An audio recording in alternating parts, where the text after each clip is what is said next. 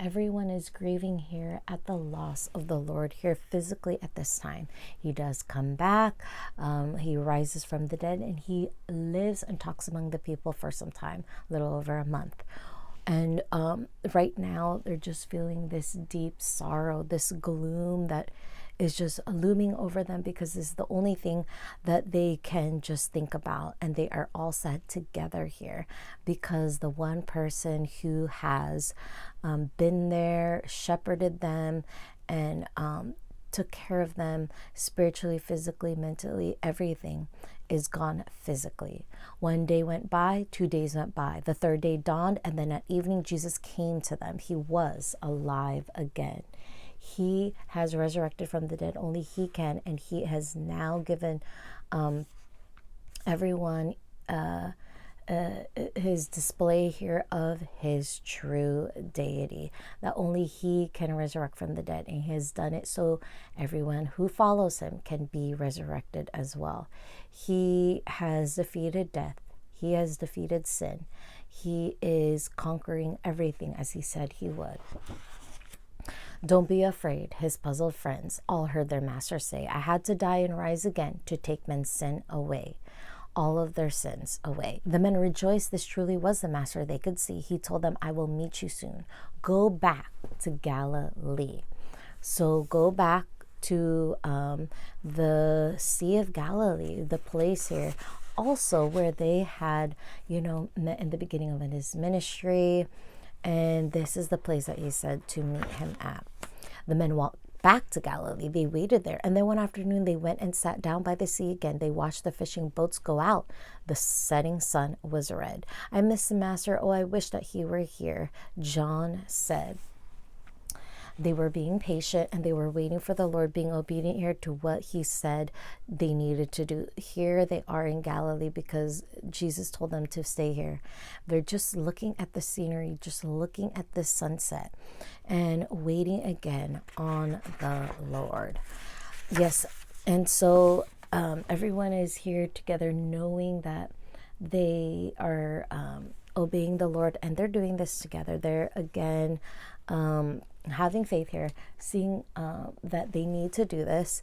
And here they are together, waiting in the Sea of Galilee, looking at the scenery that they're familiar with, just basking it all in. And everyone is doing it together. They're not alone, and they're here on a very, very serious mission. They know that the Lord has something for them.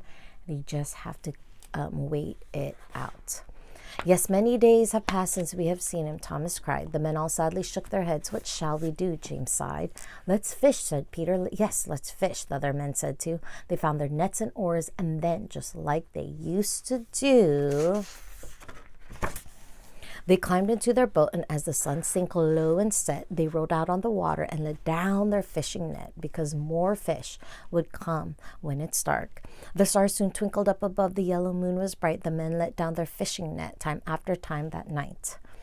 And they went out to fish together, something that they were familiar with, that they did also together, and that they did together in the past before they followed Jesus. Because they don't have Jesus anymore, they went back to what they were used to, what they had done.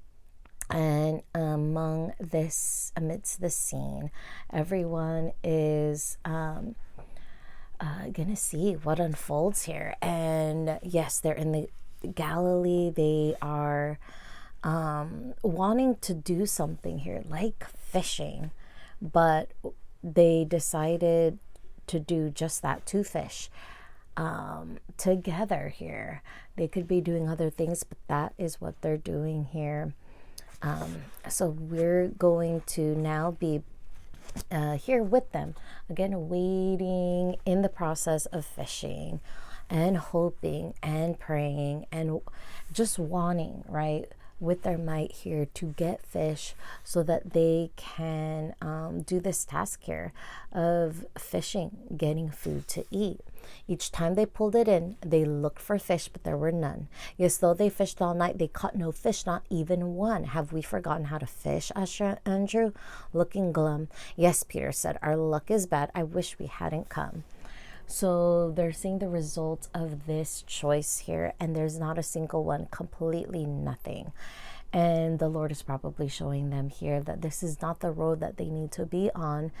Let it play out, but they are not going to get any fish. They're not going to get any harvest. They're not going to get anything out of this. And they're even questioning themselves, right? Like they questioned, should we just fish? And then they jumped into fishing. And now they're saying, can we even fish because of the results that they're getting? Everything stems back to the Lord here, what the Lord is allowing to happen and is doing in their lives. So they know that they need to focus on Him, even though it is unexpected surprises and unexpected things that are happening and unexpected losses, like the Lord Jesus Christ leaving them physically. But are they going to see that this is not the route that they need to take? Here it is. The sun was rising from the shore. The men heard someone call, "Do you have any fish there, lads?" They cried, "No, none at all." "Then let your net down on the right," he called back from the shore. And there is a voice coming from a man here from the shore, and they're not quite sure who, what, where, when, why, how. But they know that they need to be obedient in this instance, in this command. And so they do. They have that faith to do that. Surprised, the men let down their net into the sea once more. They waited, then they grabbed the ropes and all began to pull. Then, "Fish," cried Peter. "Fish," cried John. "Oh, look, our net is full." Everyone is seeing now a miraculous scene just that happened instantly because of a command, and how quickly they're able to see the benefit of listening, right? That harvest. There's so much fish now that they all have in their net, and it's almost so much that the boat might tip over. It is definitely leaning. The men could not believe their eyes. "We caught no fish all night. Now look at all these big, big fish," they shouted in delight. "It must be Jesus on the shore," John said to Peter then. Yes, Peter thought, it's Jesus come to help us once again. That Jesus has miraculously shown up. Even though he was dead, it could still be him, because this is the kind of God we know him to be. Miraculous, there for them, compassionate, and patient. All of these things, and they're seeing how much they're loved, they're taken care of, how much they are belonged here in the family of God. He jumped into the sea and swam toward shore where Jesus stood. The rest came in the little boat as quickly as they could. "Oh, Jesus, Jesus," cried the men when they had reached the shore. "How glad we are to see you. Please don't leave us anymore." They believed it could be him, and they saw that it was him, and they are thrilled. They are happy. They're begging him, "Please don't leave us physically anymore here. We cannot have that happen again. We just don't want that to happen." And Jesus here is just embracing them and enjoying this fellowship here and taking care of them, having them see that he is really there for them and cares for them and has plans and purposes, and there's a reason why he came back. He wants to assure them that he is there for them. Just then they saw a fire of coals with cooking fish and bread. "Now bring some fish that you have caught. We need more," Jesus said. "You made our breakfast, Master," his surprised and pleased friends cried. "You worked all night. I knew you would be hungry," he replied. He's showing understanding. He's showing sympathy. He's showing care here to his friends, the friends that have followed him, was dedicated to him, and he wanted to meet their practical needs. He wanted to be showing his love tangibly, and he continues to do so in this meeting. I mean, he already has physically shown up before their eyes, and they are so thrilled and happy. They're filled here with their stomachs. They're able to be reacquainted here with the Lord, spend time with him, and just be thankful and happy and full.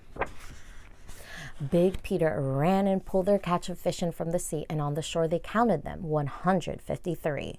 Then Jesus put some on the fire when they had cooked a while. "Come now and have your breakfast, lads," he called out with a smile.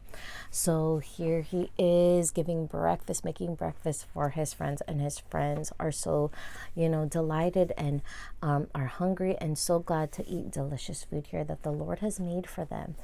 And the Lord showed preparation, the Lord showed hospitality, and these people felt, appreciated and loved.